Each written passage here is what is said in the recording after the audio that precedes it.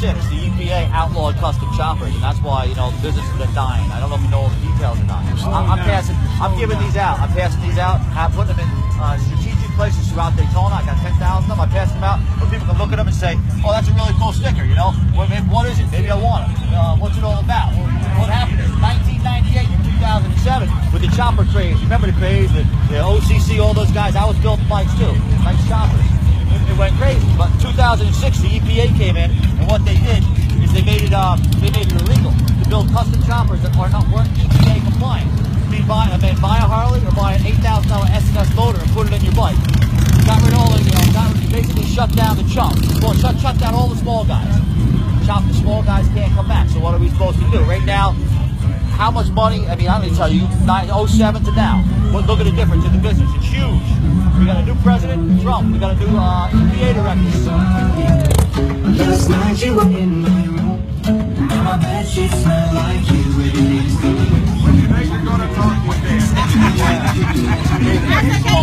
You're slowing down, man. Right. 3 weeks ago, we got that guy Scott Pruitt in office, the new EPA director. Right. So if we can get Trump to oversee the thousands of jobs that were lost and the millions of dollars of money, I mean, I'm just looking for people like, where's the business? Everybody in the business is dead. But on the other hand, in the 60s and early 70s, the chopper craze was nuts. Right. It had nothing to do with EPA. But when it come down to OCC and all those, the baggers moved in, the choppers slid out. It's a phase. That's all this is right now. This is going to roll. So if you give a few more years, they're going to slowly start rotating back in because some guys want choppers. I mean, it's like okay, let's say I want to build a custom bagger. Let's say I want to build a badass bagger. I can't. When I was talking to guys in the fat baggers the other day, they were up at Bonspires. I was sitting out a long boat. I said, really cool bikes. What are you doing? I said, are you selling the parts? You're selling the complete bikes? What are you doing? He says, well, what do you want? I said, well, if you're selling the complete bikes, how do you get to buy this?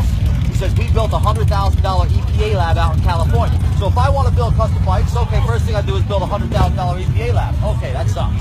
I can't do that. Or I go buy an SNS motor. It's not like you can buy a Harley motor and put it in because they won't give you an EPA stick. The baggers are cool. I love the baggers. That's my next gig. That's what I do. I still can't build one. I can title them, but here's the rule. What the law says. If you're talking from a scratch, bare bones frame to building a full-on custom. That's what I do. Is what you're saying. That's what I do. Now, on the other hand, a lot of these builders, they'll take a stock CVO, road glide, whatever they can get their hands on, they modify them, and that's where these are coming from. That's exactly. Because they're already EPA approved. Exactly. When I spoke to the guys at Fat Baggers, he said he has that same problem. If he has a guy come in wanting to buy a rolling chassis, they ask him how they're going to title it. He's like, well, that's the problem. You better figure that out before we sell you. I'm from the state of Ohio, and you can't build a custom bike. You can't take a bare bones frame without going through the glory hole, if that makes sense, because you have an inspection you got to go through.